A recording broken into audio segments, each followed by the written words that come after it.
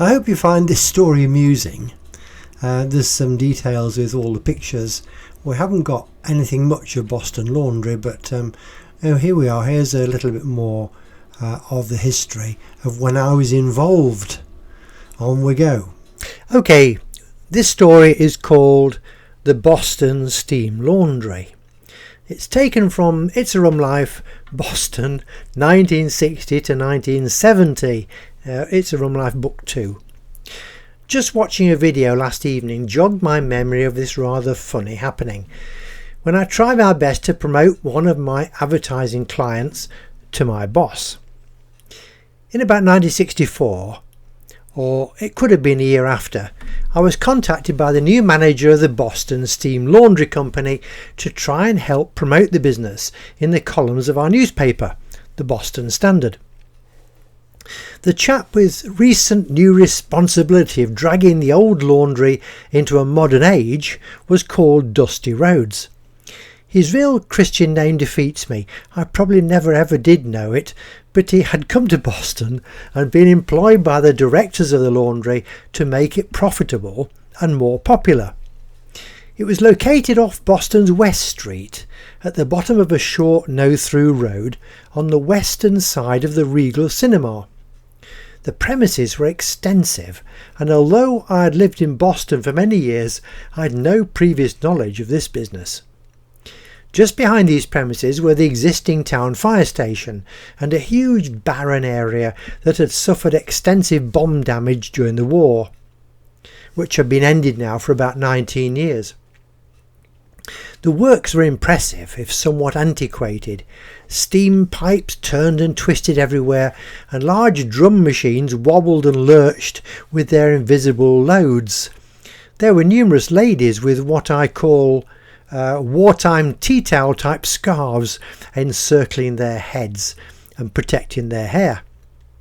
They pushed baskets about with washing in various stages of cleanliness, which all seemed to end up at the enormous ironing tables.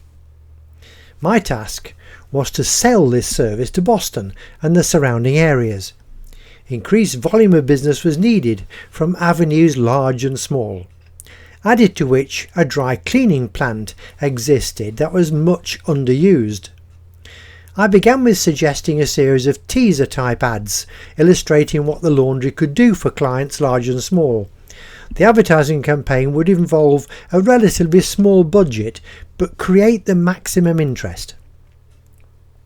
I added my personal support to Dusty Rhodes and his task of selling the antiquated business to all and sundry. My boss, Roy Webley, became so fed up with my steam laundry campaign that when the dry cleaning advert saw the light of day, he asked me to arrange for his Sunday best cavalry twill trousers to be processed by Boston Steam Laundry. I should mention here that just 2 shops down from our newspaper premises in Wide Bargate, in the centre of the town, were Sketchley's, the market leader national dry cleaning company, who were the company normally used by Roy and most of our Boston Standard staff. Roy's trousers were duly collected a few days later by me and left on his desk in their packaging. It was not until next morning that I received the full wrath of his displeasure. The smart, expensive trousers bore no resemblance to the trousers I had taken for cleaning. They were now multicoloured and covered in white blotches. The creases in the legs were superb, but something had obviously gone wrong in the process. Very wrong. I was severely put to task by my boss for the destruction of his best pair of sports trousers. Back I went to the laundry and explained that they had landed me in this unfortunate predicament just for doing my best to promote their company. Fortunately, they paid for a new pair of trousers, but my boss would not contemplate any further adventures into the mysteries and benefits of the Boston Steam Laundry Company. There we are, that's the end of that little story. I hope you find it amusing. Brought to you by Cracker Books, written and read by Keith Sanders. If you'd like to read more of our stories about Boston between 1960 and 1970, we'll leave a link on Facebook so you can download the book. It's free to download. It's a page flipping book on the internet. If you like what we're doing on YouTube, would you be so kind as to give us a like? It helps us with the YouTube people. And if you feel like subscribing to our channel, then they will let you know just as soon as we produce something new. Additionally, you can find all Cracker Books' other publications on the internet. There's a website with all the books on. There's a link on this panel now.